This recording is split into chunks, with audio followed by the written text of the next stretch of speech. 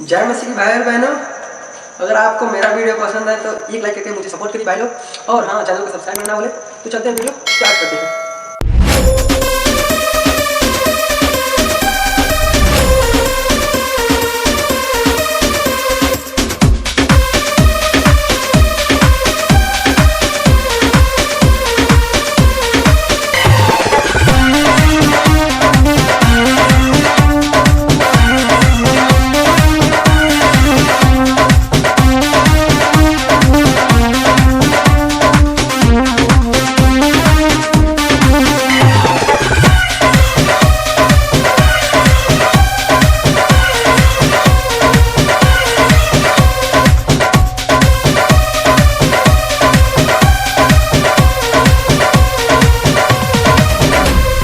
क्रूसवा उठाए हो बचाए ले प्रभु जी। क्रूसवा उठाए हो बचाए ले प्रभु जी। क्रूसवा उठाए हो बचाए ले प्रभु जी। क्रूसवा उठाए हो बचाए ले प्रभु जी। क्रूसवा उठाए हो बचाए ले प्रभु जी।